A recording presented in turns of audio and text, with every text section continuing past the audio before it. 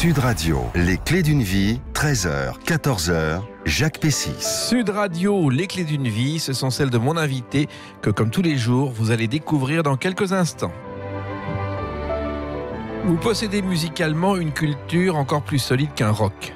La nouvelle star ne vous a pas empêché de continuer à vibrer quand vous en écoutez d'autres plus anciennes, mais souvent beaucoup plus éternelles que ce que l'on qualifie aujourd'hui de produit.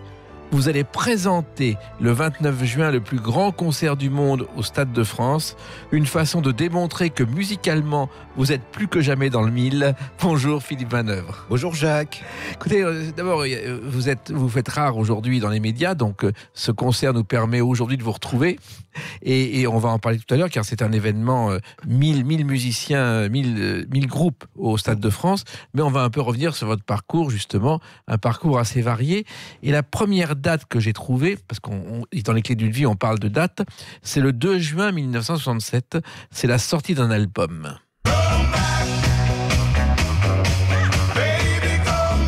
Ah, les Equals. Ouais. Ah ouais, vous me taquinez là, c'est le premier 45 tours que j'avais acheté, Baby Come Back. Ouais, j'aimais beaucoup ça. En fait, c'était un peu du Stones amélioré, mais surtout les Equals, c'était un groupe où il y avait des noirs et des blancs. Donc ça me semblait remarquable, quoi. Il y avait même pas de filles dans le rock à l'époque, hein. Il y avait John Baez et Janis Joplin, c'était les deux seuls. Au niveau rock, donc ça c'est un disque de 1967 que moi j'ai trouvé à Chalon-sur-Marne à l'époque, Châlons-en-Champagne aujourd'hui, au Monoprix. J'ai trouvé ça en 1968, quoi, le temps que ça arrive en France. C'est pas la même planète, hein, à l'époque. Les choses mettaient du temps à arriver. C'est pas l'instantanéité. Là, aujourd'hui, on est à un clic de tout. Quelqu'un entend parler de ce concert au Stade de France le 29 juin. Il va sur son ordi, il va tout savoir. C'est même pas la peine de lui expliquer. À l'époque, voilà, on a beaucoup été frustrés. Il y a une énorme frustration permanente qui a abouti à mai 68 au bout d'un moment, parce que la frustration des années 60, elle s'est déversée au mois de mai 68. Les gens disaient, bon, c'est plus possible, on peut plus vivre comme ça. Oui, en même temps, on avait effectivement du mal à trouver des 45 tours et des 33 tours. Je crois que ça coûtait 9 francs à l'époque. Alors, à 45 tours, ça valait 4 francs 60. Oui. Et l'argent de poche des baby-boomers, cette génération née après la guerre 40, on avait à peu près 5 francs d'argent de poche par semaine. Oui. Donc le 45 tours coûtait 4 francs 60. Ça nous laissait de quoi acheter un roux-doudou, 2 carambars. Ou un Mistral gagnant. Voilà, c'était magique, hein, c'était merveilleux, parce qu'il y avait une explosion culturelle, une créativité incroyable dont on n'a pas du tout idée aujourd'hui. C'était sans limite. Les années 60, on voyait arriver des choses, on voyait arriver Jimi Hendrix, Pink Floyd, les Doors, les Beatles, les Stones, n'en parlons pas, mais on a vu vraiment, ça a commencé avec les Beatles, ça a fini avec Led Zeppelin, et c'était une explosion créative. Oui, et il y avait une seule boutique à Paris qui s'appelait Symphonia sur les Champs-Élysées, où on pouvait acheter directement les disques venus d'Amérique. Et il y avait deux vendeurs célèbres, Hervé Villard, qui a vendu des disques au temps de sa misère, et une jeune lycéenne, Sylvie Vartan, qui a vendu Panne d'essence, et personne ne le savait, car c'était son premier 45 tours avec Frankie Jordan, et il n'y avait pas sa photo sur la pochette. Elle le vendait tous les jours. C'était les pionniers, ils adaptaient à tour de bras, à tour de disque. Il fallait mettre la France à l'heure de la planète, quoi. La France a toujours été un pays extrêmement difficile, extrêmement spécial, qui aimait. Enfin, les Beatles, ça avait démarré sur toute la planète, sauf en France. Bien sûr. Ce qui fait qu'ils sont venus passer 3 semaines à l'Olympia, et c'était génial, et tout le monde était content. Mais la France, c'est un pays qui n'aime pas être dérangé dans ses petites habitudes. Et puis en plus, vous n'êtes pas à Paris dans ces jeunes années, vous êtes près de Sainte-Ménéhould, à la Chapelle-Fellecourt, qui est un petit village. Oui, au début, j'étais dans un tout petit village, mais à l'âge de 12 ans, on a été habité à Châlons quand j'avais 12 ans, donc on était en 1966, et c'était génial d'arriver dans une ville comme Châlons. Maintenant, c'était des villes où il n'y avait pas un magasin de disques, il n'y avait rien, quoi. Tout c'était des villes militaires, en plus. Oui, c'était des villes de garnison où l'événement annuel, c'était le passage de Johnny Hallyday, avec une... Voilà, c'était une fois par an. Après, à partir de la fin des années 60, il y a eu les maisons de la culture, où on pouvait voir Gong, Magma, les premiers groupes pop. On appelait ça de la pop, hein, c'était pas du rock encore. Mais c'était une vie culturelle très très un peu comme la vie culturelle à Paris aujourd'hui, où il y a rien, il se passe rien, il y a pas de boîte de nuit en pointe. Enfin, Paris est une ville musée très ennuyeuse en vrai. Fuyons Paris. C'est ce que vous avez fait, on va en reparler. Alors, vos études secondaires, vous les faites à Chalon-sur-Marne, dans un lycée où Cabu a également Mais étudié. oui, le dessinateur Cabu était un élève au grand lycée d'État mixte. Et donc, c'est dément parce que c'était une génération avant moi. Il avait 10 ans de plus que moi. Et quand moi je suis arrivé au grand lycée, je regardais le lycée, je me disais mais je connais cet endroit. Oui, je le voyais dans le Grand Duduche, dans Pilote toutes les semaines. Il y avait les aventures du Grand Duduche qui se passaient dans mon lycée. Et le surveillant général, c'était celui du lycée de Chalon que Cabu avait caricaturé et qui était vraiment un surgé, comme on disait, totalement livresque, quoi, épique. Voilà, on reconnaissait les personnages du Grand Duduche. Il y avait même le beauf. Le beauf, c'était le patron du café qui était à Chalon, qu'il fréquentait, Cabu. Ouais. C'est vrai, oui, c'est vrai qu'il y avait un peu des caractérisations comme ça, très années 60, le beauf, le proviseur, le surgé, la dame pipi, enfin voilà, tous ces personnages qu'on voyait dans le Grand Duduche, et Cabu avait un talent incroyable. Alors, vous découvrez, vous, la musique, et surtout, vous allez à Londres quand vous avez 14 ans, et ça, c'est un véritable bonheur, Philippe Manœuvre. Ah bah oui, Londres, c'était le swing in London, c'était la capitale un peu des années 60, on voyait vraiment une ville où les filles portaient des mini-jupes, où les garçons avaient tous les droits. Enfin voilà, c'était une ville magique, bien sûr. Quand on remontait Kings Road, toutes ces boutiques pop, enfin avec des posters. Enfin, les gamins des années 60, ils voulaient juste des posters, de l'encens, voilà, et des blue jeans à pattes d'éléphant. On réclamait pas des choses très baroques, quoi. Comme de même, quoi.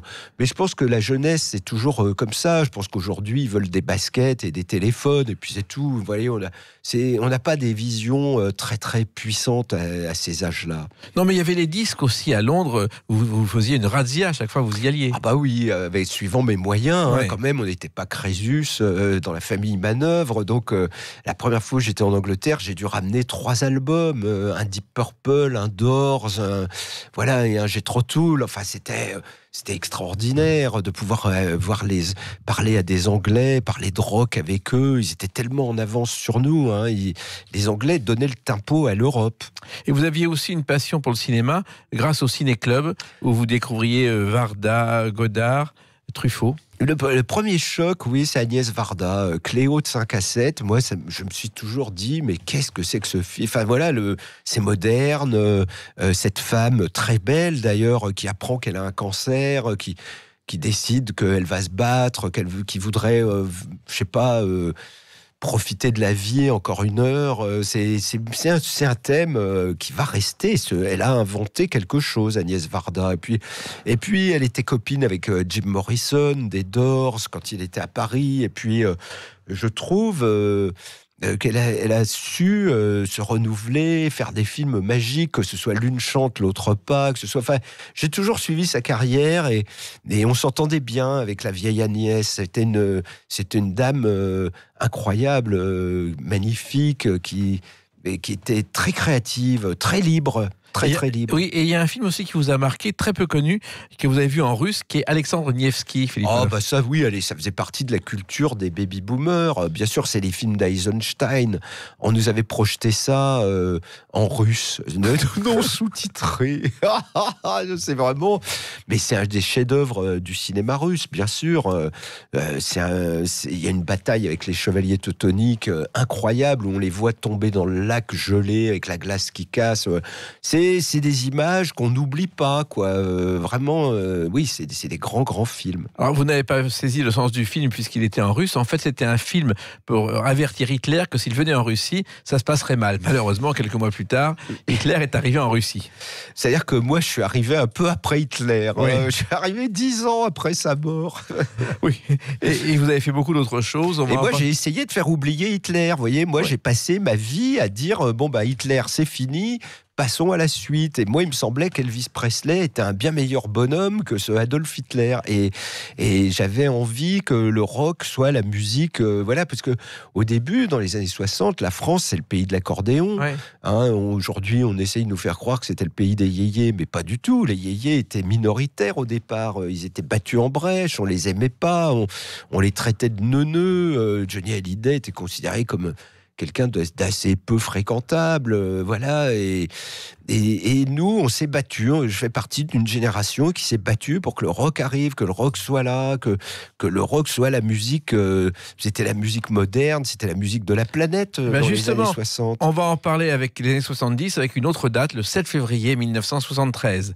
A tout de suite sur Sud Radio avec Philippe Manœuvre. Sur intermarché.com. Sud Radio, les clés d'une vie, 13h, 14h, Jacques Pessy. Sud Radio, les clés d'une vie, celle de l'encyclopédie du rock Philippe Manœuvre, avec des dates précises. Le 7 février 1973. Vous qui êtes un homme de date, Philippe Manœuvre, ça vous dit quelque chose ? Non, parce que comme dit Michel Polnareff, les dates, c'est un truc qui pousse dans le désert. Et donc, quoi que vous disiez, vous êtes très gentil de m'appeler l'encyclopédie vivante du rock et tout, mais je me bats pas pour faire des blind tests ou des trucs comme ça. Je m'en fiche un peu de. Je comprends, mais cette date est importante parce que c'est la sortie d'un album très important pour vous. Allez-y.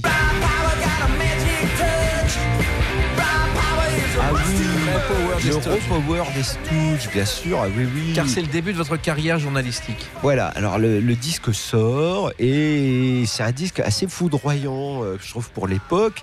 Et il est chroniqué dans Rock et Folk, et le type dit ouais, c'est un nouvel album, bof. Et moi, je m'énerve. Je me dis comment ils ne se sont pas rendus compte qu'ils avaient là un nouveau style de rock.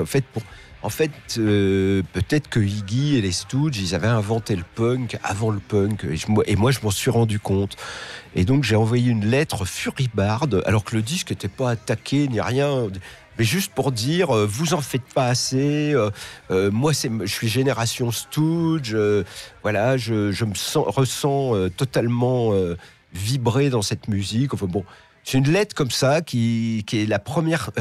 Et en même temps, c'est important parce que cette lettre publiée dans le Courrier des lecteurs me donne envie d'être journaliste, quoi. Voilà, je me dis, qu'est-ce que ça doit être magnifique d'être payé pour écrire dans les journaux. C'est vraiment un truc qui me fascine. Alors que dans toute l'époque, on est post-mai 68, il est urgent de pas faire grand-chose, quoi. Ouais. Les gens, personne se... Moi, je trouve que, voilà, journaliste, c'est un truc qui pourrait m'intéresser. Oui, surtout que vous avez fait une école qui prépare non pas au journalisme, qui est l'EFAP, l'école française d'attaché de presse. Et qui avait un département journaliste, d'où je sors diplômé. Et les FAP, c'était une école assez moderne à l'époque, en ce sens qu'elle était très... il y avait vraiment l'université et puis les FAP. Soit on allait à l'université pour avoir un savoir livresque, universitaire, qui n'était pas en pièce en phase avec la vie réelle, alors qu'à l'EFAP, on faisait des stages. On nous envoyait dans des entreprises comme Sud Radio. Moi, ça a été RTL. Ils m'ont envoyé chez RTL. Donc... là, j'ai vu RTL, qui était à l'époque une station très rock. Parce qu'ils faisaient beaucoup de concerts avec les Rolling Stones, etc. D'ailleurs, vous avez été à Bruxelles voir les Rolling Stones. Voilà, pour le train des Stones, qui était en octobre 73. Moi, j'arrive pour faire un stage, et les Stones sont interdits de séjour en France. Et donc, les RTL leur dit, puisque vous faites un concert à Bruxelles à 9h du soir pour les Belges, vous pourriez pas en rajouter un à 17h pour les fans français. Nous, on les amènerait en train spécial. Et donc, voilà comment 5000 fans français ont pris le train, gare du Nord. Alors ça, c'est des moments importants dans l'histoire, parce que le rock existe, mais il tâtonne, et surtout, c'est des gamins qui écoutent des disques dans leur chambre. Le rock. Et quand on arrive gare du Nord, on est 5000, on est une nation, quoi. Donc là, on commence à bomber le torse, à se dire, on est là on va se faire entendre, quoi. Notre génération, le rock, c'est un truc fort, ça intéresse les gens. Donc c'est une vraie petite victoire, quoi. Et alors justement, Rock et Folk, c'était au départ un supplément de Jazz Hot. Oui. C'est devenu ensuite un journal que vous avez lu passionnément. Comment êtes-vous entré dans la rédaction ? En écrivant au Courrier des lecteurs. Mais après, ils vous ont pris. Après, comme vous êtes publié dans le Courrier des lecteurs, vous allez voir le rédacteur en chef en disant, voilà, j'ai été publié dans le Courrier des lecteurs. et me dit j'ai besoin de personne, Bien sûr. mon équipe est au complet. Et vous dites quand même moi j'aurais pu vous écrire un truc sur ce. Et je leur propose un article sur un groupe américain et ils m'ont dit si tu y arrives, si tu arrives à les interviewer, effectivement tu pourrais avoir une place à notre rédaction.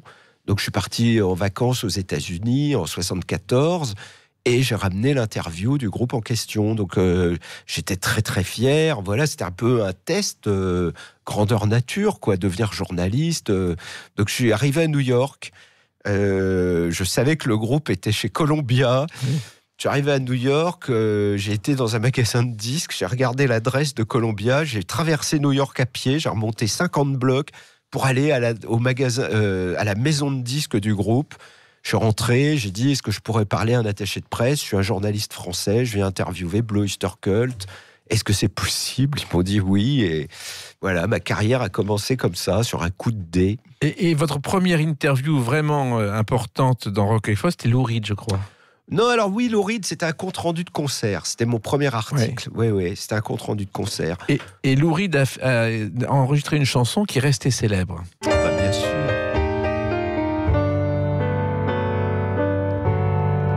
Berlin. Vous la connaissez ? Je la connais par cœur. In Berlin by the Wall. Voilà. Et cette chanson a une particularité, c'est-à-dire qu'il a voulu la ressortir en vinyle. Il a trouvé les bandes, mais par terre, dans la maison de disques, toutes pourries. Il a réussi à retrouver l'enregistrement initial qu'il ne retrouvait pas en CD. C'est vrai. Et ça a beaucoup marqué les gens. Alors, les Rolling Stones, justement, je crois que ça fait partie de votre culture, comme tout cela. Finalement, vous avez interviewé tous vos héros, finalement. Oui, sauf Jimi Hendrix, qui était un peu mort avant que j'arrive. Mais sinon, oui, bien sûr, c'était ça qui était merveilleux. C'était de rencontrer ces héros, puis pas de leur dire juste on va faire un selfie, mais asseyez-vous 1 heure, on va discuter de votre dernier album, de votre prochaine tournée, de votre carrière, d'avoir des vraies grandes discussions, de comprendre ce qui motivait ces créateurs, ces gens qui ont écrit en fait une musique qui soutient le test du temps. Parce que moi, là, je me balade un peu autour de la planète, j'entends vraiment que la musique ancienne qui continue. Bien sûr. Les nouveautés, on a beau nous dire qu'il y a Jay-Z, Kanye West et Beyoncé, on les entend plutôt rarement à la radio, dans la journée. Je me trompe ou quoi ? C'est des trucs, on nous fourgue des espèces de stars, genre, oh là là, mais... Moi, j'entends surtout passer les chansons des Beatles, de Bob Dylan, de Led Zeppelin, quoi. Je pense que les chansons rock soutiennent le test du temps, qu'elles vieillissent pas, qu'elles sont pas abîmées. Et c'est pour ça qu'il y a ce grand concert du 29. On va montrer ce qu'on peut faire avec le vieux rock. On en parlera tout à l'heure, mais il y a une autre date importante avant, le 21 février 2008. On en parle dans quelques instants sur Sud Radio avec Philippe Manœuvre. Sur Sud Radio. Sud Radio, les clés d'une vie, 13h, 14h, Jacques Pessy. Sud Radio, les clés d'une vie, celle de mon invité Philippe Manœuvre. Des dates importantes avant ce 29 juin dont on parlera tout à l'heure. 21 février 2008. Alors qu'est-ce qui se passe ? Écoutez, c'est le générique de quelque chose. La nouvelle star, votre arrivée à la nouvelle star. Ça, c'est une surprise pour ceux qui vous connaissent comme rocker. Mais vous imaginez mal. Parce que voilà. Mais il y avait plein de gamins qui chantaient, plein de prétendants, plein de postulants qui chantaient du rock en 2009. C'est la grande vague de retour du rock avec les Strokes, les White Stripes, les Libertines. Et toute la jeunesse française, c'est la dernière fois d'ailleurs, se passionne pour le rock. Et du coup, les gens qui font la nouvelle star se disent il faudrait qu'on ait un rocker dans le jury. Et c'est là que Dédé Manoukian dit mais il y a Philippe Manœuvre, blabla. Et il m'invite à faire partie de ce jury, mais qui n'était pas du tout un mauvais jury, quoi, puisqu'il y avait Dédé Manoukian qui gérait tout. Dès que ça chantait un peu de jazz, c'était lui. Si c'était de la pop, on avait Lio qui connaissait bien la pop. Si c'était de la soul et du funk, on avait Sinclair qui connaissait bien. Et moi, j'étais là pour le rock. Et on voyait vraiment des gamins qui disaient « Je vais vous chanter Tommy des Who, je vais vous chanter Tool ». Ça allait du rock le plus classique au métal. Il y avait vraiment, disons, 50% des candidats postulants chantaient du rock à l'époque. Mais ça, c'est des vagues. C'est des vagues Aujourd'hui, je sais pas ce qu'ils chantent tous, mais ça a changé. Eux non plus d'ailleurs, quelquefois. Oui, ça évolue. Mais alors, se retrouver comme ça dans un jury, ça donne une popularité variété télévisuelle tout à fait différente. Un jour, je crois que vous êtes dans un jury quelque part en province, à Abbécourt, et les candidats sont morts de peur parce que vous êtes là, Philippe Oui, Manœuvre. c'est vrai. Oui, j'ai fait ça. Après, on me demande des fois, on me dit, il va y avoir un petit concours de chant. C'était à côté de chez moi, à 5 km. Donc, j'ai dit, oui, j'arrive. Ça va être très amusant. Et c'est vrai que pour les candidats, waouh, c'est un vrai quelqu'un qui connaît la musique, un jury, qui a eu une importance dans la pop. Oui, mais honnêtement, c'est une jolie expérience et ça m'a permis de rencontrer un nouveau public. Parce que beaucoup de jeunes gens se sont reconnus ou ont trouvé le personnage Philippe Manœuvre amusant. Et donc, après, quand je sors un livre, comme ma bio rock, je fais des petites conférences dans les FNAC de province et on me dit, vous avez un public très bizarre, parce qu'il y a des gens de votre âge, soit la soixantaine, mais il y a aussi des gamins, des jeunes. Et ça, c'est très, très rare. Il y a Amélie Nothomb, Michel Onfray, Philippe Manœuvre qui ont cette chance d'avoir un public jeune et un public moins jeune. Peut-être aussi parce que vous avez une culture rock dont ils ont besoin, dont ils sont friands, Philippe Manœuvre. Le rock, c'est la grande histoire du XXe siècle quand même. À partir de 1954, il va y avoir 45 ans de rock. On a vu des carrières, on a vu Elvis, on a vu les Beatles, on a vu Bob Dylan, les Stones, les Zeppelin, Pink Floyd. Après, on a vu arriver le punk, les Sex Pistols, etc. Après, on a vu arriver le grunge, Nirvana, les Foo Fighters. Enfin, c'est une histoire qui continue. Il y a encore un groupe qui s'appelle AC/DC qui peut revenir l'année prochaine. Et donc l'histoire rock, les gens l'ont dans le cœur et ils veulent pas qu'elle s'en aille, quoi. Et moi, je bénéficie par un ruissellement de tout ça. C'est quand les gens me voient arriver, finalement. Philippe Manœuvre, il aura toujours parlé de rock, il a fait Les Enfants du rock, il a fait plein d'émissions rock sur toutes les chaînes. J'ai fait des émissions rock sur Inter, sur RTL et sur Europe 1, je crois. Je suis le seul à vous pouvoir... Et aujourd'hui, vous êtes sur Sud Radio. Et aujourd'hui, je parle sur Sud Radio, mais j'ai fait des émissions salariées d'Inter, salariées d'RTL, salariées d'Europe 1 pendant des mois et des mois et des mois. Donc, je suis quelqu'un qui, effectivement, au bout du compte, quand les gens me voient, ils se disent « Oh bon, Philippe Manœuvre, chouette, c'est quelqu'un qui nous a amené de la musique, voilà. » Et votre première télé, alors je ne sais pas si vous en souvenez, c'est Court-Circuit. Oui. Et vous avez 19 ans, vous jouez de la guitare électrique. Oui, on me voit faire ça, oui. Alors finalement, il y a eu plein de choses et rock et folk, ça a été important parce que vous avez réussi à gravir les échelons petit à petit pour devenir rédacteur en chef. Ouais, mais non, parce que moi je suis parti de rock et folk à un moment pour faire les Enfants du rock et c'est à la fin des Enfants du rock que les gens de rock et folk m'ont rappelé en me disant tiens, est-ce que ça vous amuserait de refaire un peu de presse? Donc je suis revenu et puis d'un seul coup le rédacteur en chef de rock et folk est tombé malade et on m'a dit est-ce que vous aimeriez le remplacer? Évidemment, mais j'y avais jamais pensé. J'étais pas en carriérisme absolu. Et après, pendant 25 ans, j'ai été rédacteur en chef de Rock et Folk de 95 à 2016. Donc 21 ans, rédacteur en chef du journal. Et là, c'est un autre problème. C'est diriger un magazine, diriger une équipe, essayer d'imaginer le rock, parce que l'actualité n'est plus vraiment à l'ordre du jour. C'est un peu l'actualité de la réédition. Et donc, on fait un journal... c'est vraiment à la carte, essayer de deviner ce qui ferait plaisir aux lecteurs, quoi. Mais Rock et Folk garde des lecteurs. Rock et Folk a un titre en papier, continue à exister et ça continue à être vivant. Donc c'est sympa. Et puis c'est une belle aventure. C'est une aventure commencée en 1966. Ça continue. Moi, j'ai été très honoré d'être rédacteur en chef de Rock et Folk. Mais c'était un gros travail. Et en plus, je crois que vous preniez l'avion pour Londres toutes les semaines, comme d'autres prennent le métro. Et vous alliez faire une interview et vous rameniez une cartouche de cigarette. Ah oui, j'aimais bien faire ça. J'aimais bien être un rédacteur en chef qui reste sur le terrain, parce que j'avais constaté certains, des collègues ou des amis, quand on devient rédacteur en chef, on va plus au concert, on sort plus, et en fait on se raidit dans des vieilles théories et on n'est plus du tout au fait de ce qui se passe. Or, le rock, c'est quand même un truc vivant, quoi. Il faut aller en club, il faut aller au Gibus, il faut aller au Zénith, c'est partout, le rock, hein. Et donc, il faut être là, il faut être sur le coup. Et moi, j'ai essayé d'être un rédacteur en chef. Donc, des fois, oui, je faisais des articles, des interviews. J'ai continué à interviewer les Rolling Stones pendant 40 ans. Je suis à peu près... ma première rencontre avec un Stones, c'est en 79. Et ma dernière rencontre avec un Stone, c'est en 2019. Ouais. Donc, ça fait 40 ans d'interview des Rolling Stones, ce qui est quand même la plus haute marque de confiance pour moi dans cette industrie. Oui, je sais qu'à chaque fois, il préférait vous avoir, vous, plutôt qu'un autre journaliste. Et je crois que vous avez été plus facile d'interviewer Keith Richards que Mick Jagger, Philippe Manœuvre. Mick Jagger, c'est un personnage insaisissable par excellence. Il est là pour... c'est une superstar. Et alors que Keith Richards, c'est quelqu'un de beaucoup plus roots. Voilà, c'est quelqu'un qui n'en a rien à fiche de son apparence publique ou de ce que les gens racontent.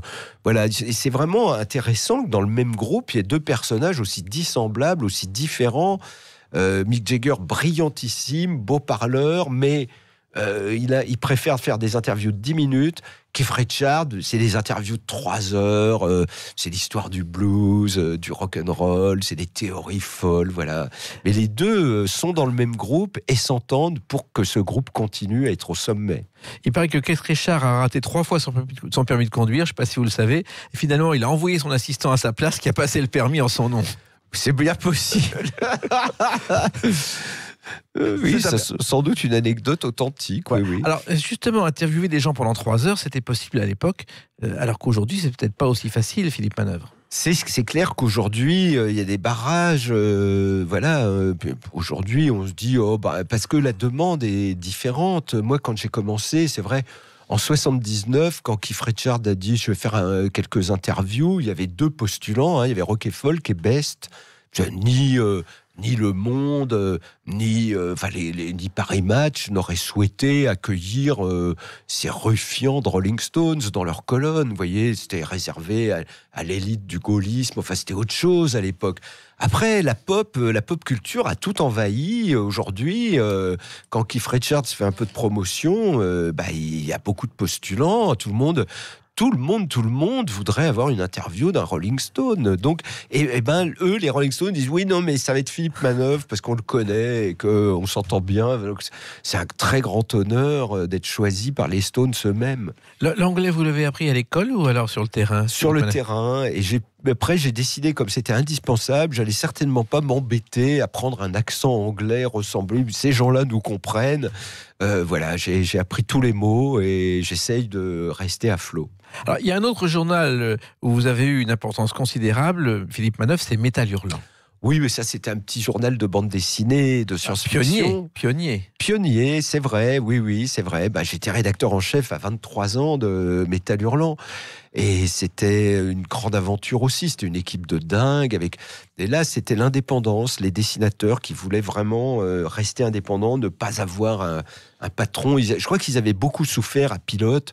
Que Goscinny, que tout le monde adore comme scénariste d'Astérix, c'était un patron très années 50, pour pas dire 40, voire 30, et les dessinateurs n'en pouvaient plus de cette espèce de papa de droit divin là, qui dirigeait le journal Pilote, et c'est pour ça qu'ils ont tous créé Fluide Glacial, L'écho des savanes, Métal Hurlant, et toute une explosion, et c'est la bande dessinée devenue adulte. Voilà. Et Gottlieb a été un des premiers à partir. Il a invité Goscinny à déjeuner pour le pot d'adieu, et il a créé au départ L'écho des savanes avec Mandrika, qui est aussi créateur et Bretéché, qui est aussi créateur de Métal Hurlant, Mandrika, mais ça n'a pas marché financièrement parce qu'on peut être dessinateur, mais mais les finances c'est autre chose. Voilà, c'était difficile.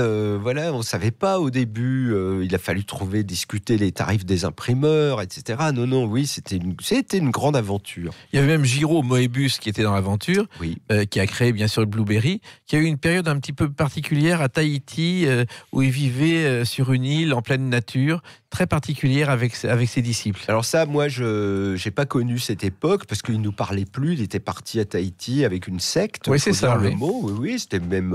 il a fait partie d'un groupe de réflexion. Mais il revenait nous voir après en disant... Lui, il étudiait tout ça avec une grande curiosité.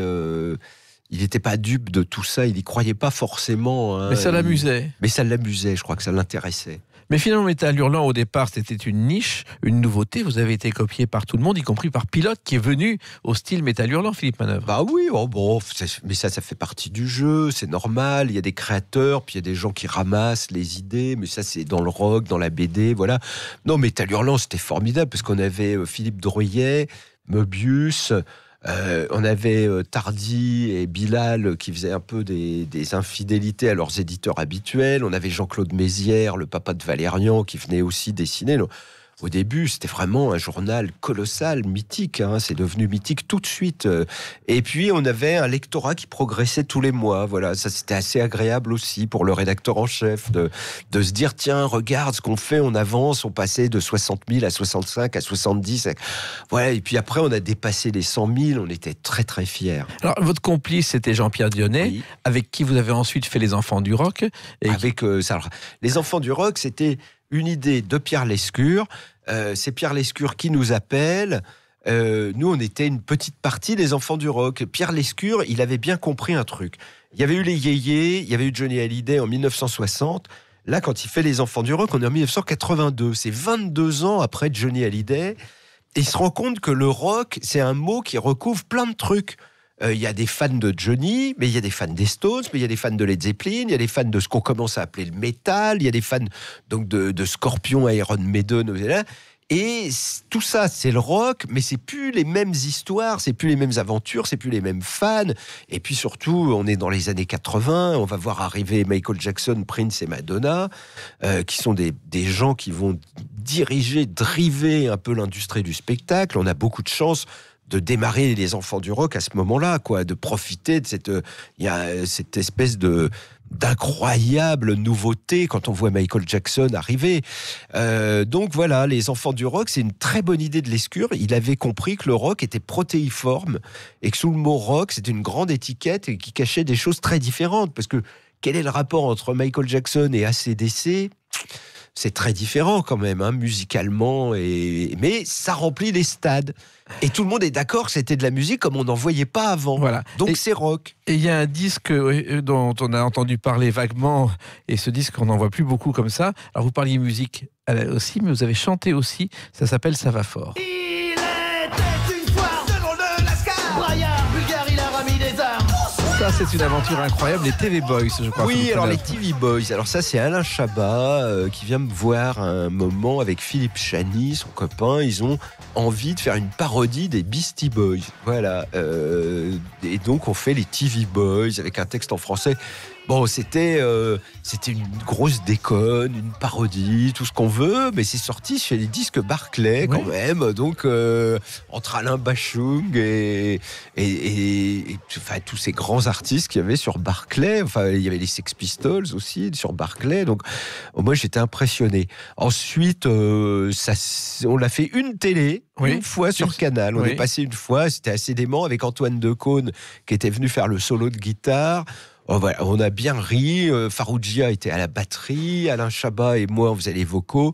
Non, c'était une aventure nécessaire parce que déjà c'était voir un peu ce que nos amis les chanteurs, c'est quand même des gens respectables, c'est des gens magnifiques, c'est des gens qui ont un talent, un pouvoir, qui font rêver, et c'était bien d'essayer de faire un disque, de voir que la critique est facile et l'art est beaucoup plus difficile. Ce disque n'a pas été un gros succès, mais mais c'était important de le faire pour se rendre compte à quel point il faut... Moi, je suis respectueux du disque, je collectionne les disques, je suis très fier d'avoir fait un disque, ça c'est sûr. Et nous, on est très fiers de parler dans quelques instants de ce concert du 29 juin 2019. À tout de suite sur Sud Radio avec Philippe Manœuvre. Évitez de grignoter. Sud Radio, les clés d'une vie, 13h, 14h, Jacques Pessy. Sud Radio, les clés d'une vie, celle de mon invité Philippe Manœuvre, avec une date importante dont nous avons parlé tout à l'heure, 29 juin 2019. Vous êtes au Stade de France, mais pas dans les tribunes, sur la piste. Voilà. Ce soir-là, j'ai été choisi, j'ai la chance d'avoir été appelé par les gens du stade qui ont décidé d'ouvrir le Stade de France à un certain nombre d'événements. Ils ont envie de créer des événements, de faire vivre leur stade, parce qu'en fait, en compétition sportive, ça bloque le stade 40 jours par an. C'est pas assez. C'est un endroit magnifique, ce Stade de France, et il faut le faire vivre. Et donc, c'est là où ils ont l'idée de contacter les Italiens de Rockin' Mill, qui ont inventé un moyen de faire jouer des centaines de musiciens ensemble. Alors la musique, c'est vraiment un problème de précision, je dirais, de millimètres, au quart de microseconde. Comment faire jouer plus de 4 musiciens ensemble, parce que tout est un problème de démarrage, de tempo, etc. Les Italiens ont inventé un système avec une oreillette et qui permet de mettre tout le monde au tempo, quoi. Voilà, comme si c'était un groupe de 4, alors qu'on peut créer un groupe. Et là, on va être 1100 musiciens sur la pelouse du Stade de France. C'est-à-dire qu'il y a c'est des rockers amateurs. Ils travaillent tous depuis le mois de janvier. On a eu 4000, quand on a annoncé le concept, il y a eu 4000 demandes pour participer en tant que musicien. On en a sélectionné 1100. Comment vous avez fait ? On a regardé les tutorings, ils nous ont tous envoyé, ils envoyaient tous un petit film, on les voyait jouer, soit avec leur groupe, soit avec leurs copains, soit tout seuls dans leur chambre avec un disque. Et on se faisait une assez bonne petite idée très vite, et on a casté 1100 musiciens. Donc il y aura 350 batteurs, 380 guitaristes, 248 bassistes, 175 chanteurs et chanteuses à parité, moitié-moitié, 80 de chaque. Et on les installe sur la pelouse du stade, là où il y a d'habitude les footballeurs. Et ils vont jouer tous ensemble. Ils ont chacun les guitaristes ont leur petit ampli, les bassistes ont leur petit ampli, des amplis de 150 watts quand même. Et donc, calculé, ça va dégager. Alors, ça produit un son incroyable. Voilà. Et qu'est-ce qu'ils vont jouer ? Ils vont jouer les grands classiques du classique rock. On va jouer des morceaux des Clash, des morceaux des Stones, des morceaux de Led Zeppelin, des morceaux de Jimi Hendrix. Enfin voilà, ça va être la grande fête du rock, quoi. Un rock, il y aura du AC/DC, etc., etc. Il y aura du Kings. On va faire You Really Get Me des Kings. Pour moi, c'est génial. Alors, et il y a voilà, on dit maintenant, le rock, il a muté, le rock, il s'est répandu partout. Le rock, c'est pas que Philippe Manœuvre, c'est tous les gens qui jouent du rock chez eux, dans leur cave, dans leur grenier, dans leur garage. Et ils peuvent jouer ensemble. Vous pouvez jouer ensemble. Et c'est vrai que ce soir-là, le soir du 29 juin, ça sera le plus gros groupe de rock du monde. Bien sûr. Et j'espère que les spectateurs qui d'ores et déjà ont répondu présent, parce que le stade est pratiquement plein à l'heure où on parle, là, on a plus de 45 000 locations pour voir ce spectacle incroyable qui va être une grande première. J'insiste parce que ça s'est jamais fait, quoi. Voilà. Et je crois que les gens du rock, ils ont envie de nouvelles aventures comme ça. Ouais. C'est vrai qu'il y a les 50 ans de Woodstock, bravo, c'était super. Mais on peut aussi avoir envie de vivre le rock au présent avec des nouvelles choses. Et ça, c'en est une. Oui. Alors surtout que c'était au départ, je crois, un gag des Italiens. Pour une fois, ils avaient essayé pour rire. Et ça a marché au-delà de leurs espérances. Oui. Et c'est une véritable industrie, puisque d'abord, il a fallu choisir les morceaux, il a fallu choisir des musiciens, et maintenant, il faut les coordonner. C'est votre travail, Philippe Manœuvre. Mais avec l'oreillette, on va y arriver sans problème. Je suis allé à une répétition samedi dernier, parce que les musiciens qui vont faire le stade trouvent le concept tellement dément qu'ils se réunissent, ils ont fait des clubs internet. Et j'étais le week-end dernier en voir 50 qui répétaient ensemble. C'est extraordinaire. Et c'était 5% de ce qu'on va avoir le 29 juin. Mais quand vous avez 50 mecs qui appuient, qui tapent sur le même clou, c'est incroyable. Parce qu'il y a une espèce de...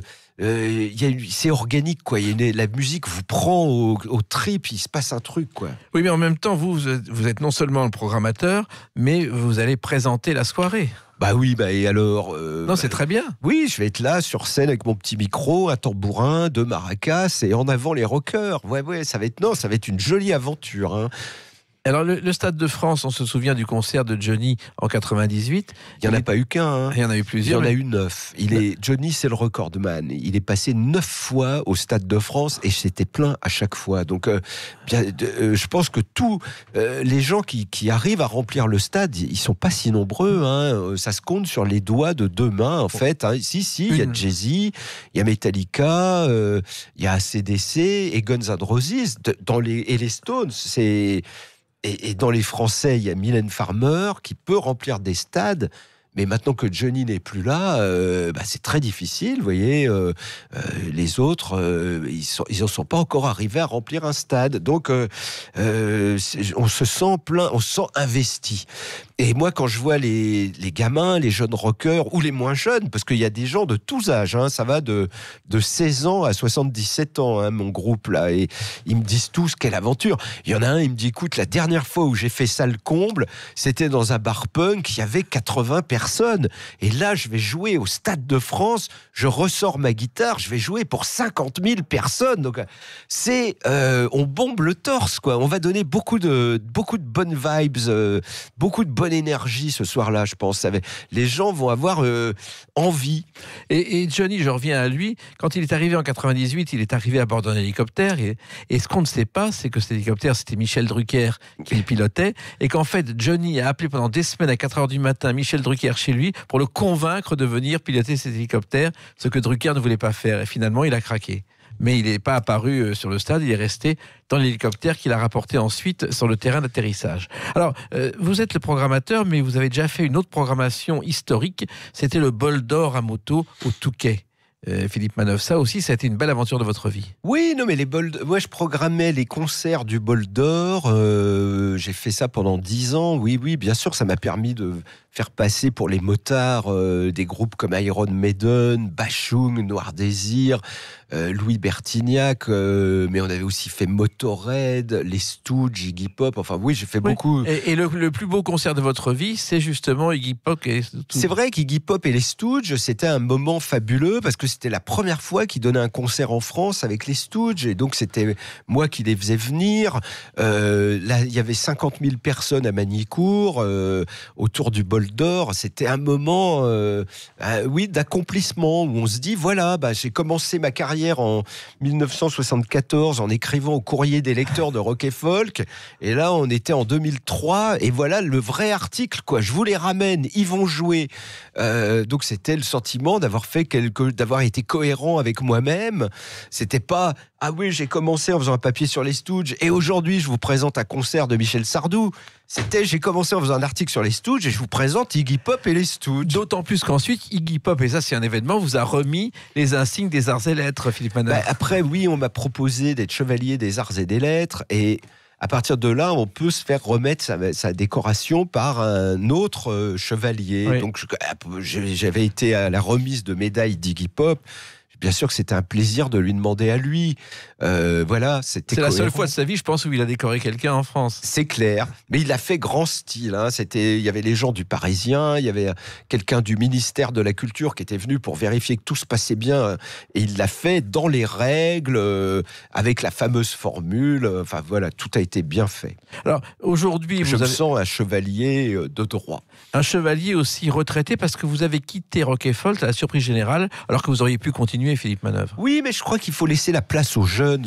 Moi, j'avais fêté les 50 ans de Rock et Folk. À moins que la médecine fasse des progrès exponentiels, je ne ferai pas les 100 ans de Rock et Folk, vous voyez. Donc, et puis diriger une équipe de jeunes rockers, il faut quelqu'un de jeune, il faut quelqu'un. Moi, je fais confiance à la jeunesse, donc j'ai confié les clés de Rock et Folk à Vincent Tanière, qui était mon assistant et qui avait fait bien le boulot à côté de moi, qui était le maquettiste de Rock et Folk et qui continue. Et qui fait un bon journal rock, toujours. Vous avez toujours un œil tous les mois, j'ai un œil de lecteur, quoi. Voilà. Maintenant, je me permettrai pas d'appeler les gens qui dirigent le journal actuellement pour leur dire quoi que ce soit, mais je trouve qu'ils font du bon boulot et je le dis dans les médias. Voilà. Et le déclic de cette décision, Philippe Manœuvre, c'est Patti Smith. Oui, parce qu'un jour, Patti, elle m'a dit, ça serait bien que parce que je lui parlais de Deezer, Spotify, de tous les gens qui, désormais, écoutaient la musique sur leur téléphone. Et est-ce que c'était pas dommage par rapport à la chaîne stéréo ? Et elle m'a dit, il faudrait que les types de 70 ans arrêtent de donner des conseils aux gamins de 16 ans sur la façon dont ils écoutent leur musique. Foutons-leur la paix. Et je me suis dit, mais cette dame a raison. C'est pour ça qu'on l'aime, la grande poétesse. Et faisons confiance à la jeunesse. Oui, c'était vraiment mon idée en quittant Rock et Folk. C'était pas une fuite, c'était pas une débandade. C'était le départ en retraite de quelqu'un qui a assuré, fait le boulot pendant plus de 30 ans. Quand même, j'ai été à Rock et Folk de 1974 à 2016. Alors, ça fait 40 ans au service du rock. Et puis après, j'ai fait ma bio rock. Et puis le Stade de France est venu vers moi, donc c'est un honneur et un bonheur de présenter cet événement le 29 juin. Et j'espère juste qu'on aura du beau temps ce jour-là, parce que ça serait dommage. Et avec Qu'il pleuve sur 300 batteries, ça serait quand même idiot. Non, espérons la batterie ne sera pas en danger. Et vous avez toujours ce perfecto et ces lunettes qui font partie de votre personnage, Philippe Bah Manœuvre. oui, parce que si je les enlève, on me reconnaît plus. Voilà, c'est ça. Alors, donc je vais rester bien droit dans mes boots avec mon perfecto et mes lunettes.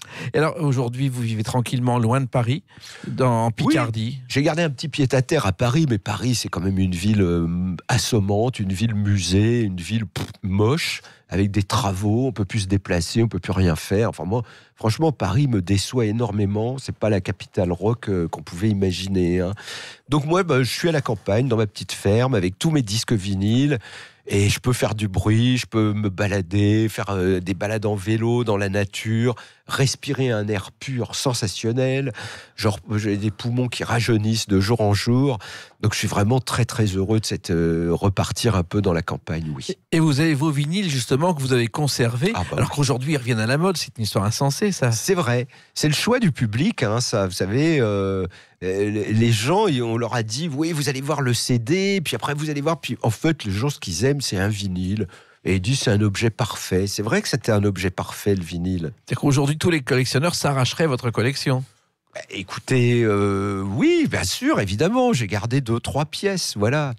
Mais c'est important. Et surtout, ce qu'il faut bien savoir, c'est que vous êtes très enfant parce que vous n'avez jamais succombé à la drogue, à toutes les tentations des musiciens rock. J'ai eu des années d'alcoolisme, comme tout le monde, comme tous les journalistes. Je ne crachais pas sur certains excitants, mais Dans moi, de très jeunes années, j'étais venu pour la musique. Oui. Vous voyez, j'étais pas venu pour me défoncer, j'étais venu pour écouter du rock, vivre avec les rockers, les connaître tous, les rencontrer, leur parler, échanger avec eux.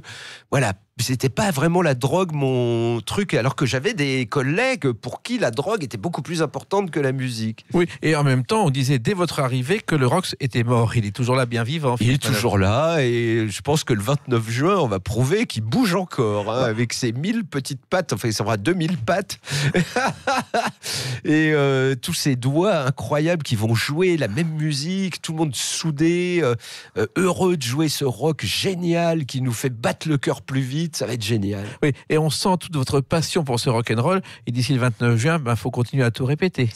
Mais ça répète. Je crois qu'on a les tutorings. Tout va bien. Bon, en tout cas, le 29 juin, nous serons toutes et tous au Stade de France. Merci, pour Jacques. une première qui aura peut-être une suite. D'ailleurs, on ne sait jamais. On verra après. Oui, franchement, si c'est le déchaînement créatif auquel je pense que tout le monde aura envie que ça continue. Mais là, pour l'instant, on a ce but-là de faire une merveille le 29 juin 2019. Et c'est vers ça qu'on est tendu. Alors, on tirera les conclusions dès le 30 juin ou le 1er juillet. On dira, c'était génial. On en reparlera sur Sud Radio. Merci Philippe Manœuvre d'avoir participé à ces clés d'une vie avec votre passion intacte et continuer. Et tous nos vœux de succès pour le 29 juin. Merci Jacques. Dans quelques instants, on va retrouver Brigitte Lahaye. Ensuite, ce seront Trina McDean et les vraies voix de Sud Radio. Et nous, on se retrouve bien sûr demain à 13h pour d'autres clés d'une vie. Bonne journée, merci, à demain.